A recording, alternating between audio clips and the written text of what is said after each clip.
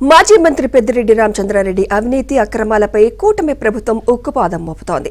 మంత్రి రాంప్రసాద్ రెడ్డి బృందంతో కూడిన టీడీపీ శ్రేణులు క్షేత్రస్థాయిలో పర్యటిస్తున్నారు. ఆవులపల్లి ప్రాజెక్టులో జరిగిన అవినీతి అక్రమాలపై రైతులతో ముఖాముఖి నిర్వహించనున్నారు. అలాగే పెద్దిరెడ్డి అవినీతి అక్రమాలపై పుంగునూరులో ప్రజా దర్బార్ నిర్వహించి ప్రజల నుంచి వినతులు స్వీకరించనున్నారు.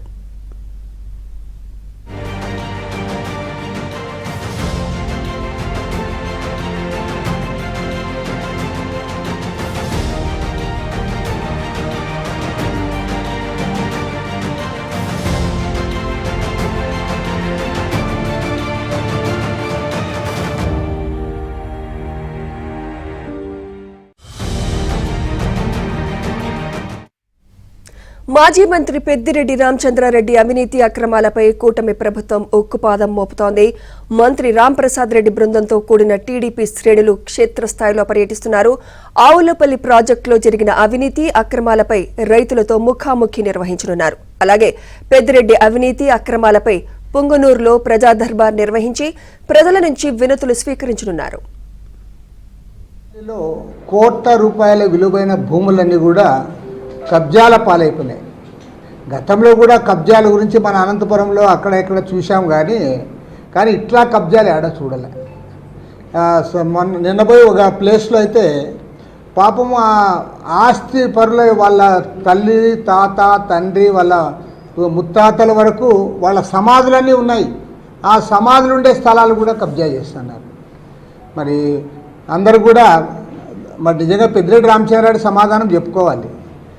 అసలు పాపం అది ఎన్ని భూములు కొట్టేశాడో తెలియదు, కానీ ప్రతి ఒక్కరూ పెద్దిరెడ్డి రామచంద్రారెడ్డి పేరే చెప్తున్నారు. చివరికి ఆయన భార్య స్వర్ణలత పేరు మీదుగా కూడా ఆ ల్యాండ్స్ అన్ని కూడా కబ్జా చేసినట్లుగా రికార్డులు చెప్తున్నారు. సబ్ కలెక్టర్ కార్యాలయంలో అధికారులు రాజకీయ నాయకులు కుమ్మక్కై సబ్ కలెక్టర్ కార్యాలయంలో ఉన్న ఏవైతే రికార్డ్స్ ఉన్నాయో ఆ రికార్డ్స్ కూడా అగ్గిపెట్టారు. రికార్డ్స్కి అగ్గిపెట్టారు. మామూలుగా సబ్ కలెక్టర్ ఆఫీస్లోనే. ఇంకా వాళ్ళని ఏమనాలో నాకైతే అర్థమే కాలే. ఇదే అంశంపై మరింత సమాచారం మా ప్రతినిధి మనోహర్ రెడ్డి అందిస్తారు. మనోహర్ రెడ్డి, పెద్దిరెడ్డి అవినీతి అక్రమాలపై ప్రజా దర్బార్ నిర్వహించినట్టు తెలుస్తోంది. మీ దగ్గర అప్డేట్స్ ఏంటి మనోహర్ రెడ్డి? సుమిత్ర, గత 5 ఏళ్ల వైసీపీ పాలనలో మాజీ మంత్రిగా పనిచేసినటువంటి పెద్దిరెడ్డి రామచంద్రారెడ్డి పుంగునూరు నియోజకవర్గంలో చేసినటువంటి అవినీతి అక్రమాలపైన ఈవేళ క్షేత్రస్థాయిలో ఎలాంటి అవినీతి అక్రమాలకు పాల్పడ్డారనేటువంటి ఒక ప్రధాన అంశాన్ని ప్రస్తుత మంత్రి రాంప్రసాద్ రెడ్డి తీసుకోవడం జరిగింది. ఏదైతే ఆయన పుంగునూరు నియోజకవర్గంలో ఏ కార్యక్రమాలైతే అవినీతి అక్రమాలకు పాల్పడ్డారో, ప్రజలను ఇబ్బందులకు గురి చేశారో, రైతాంగాన్ని ఇబ్బందులకు గురి చేశారో వాటన్నిటిపైన కూడా ఈవేళ ఫోకస్ పెట్టినటువంటి పరిస్థితి.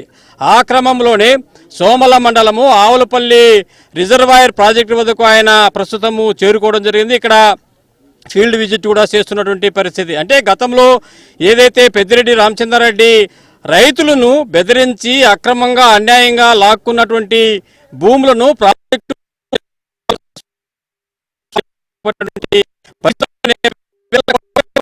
అధికారంలోకి రావడంతో దానిపైన దృష్టి పెట్టినటువంటి పరిస్థితి. వేలాది పరిస్థితి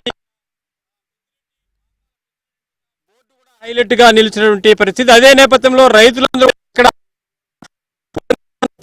మంత్రి వద్ద రాంప్రసాద్ రెడ్డి ఇక్కడికి చేరుకోవడం, మరి ఆయన ఎలాంటి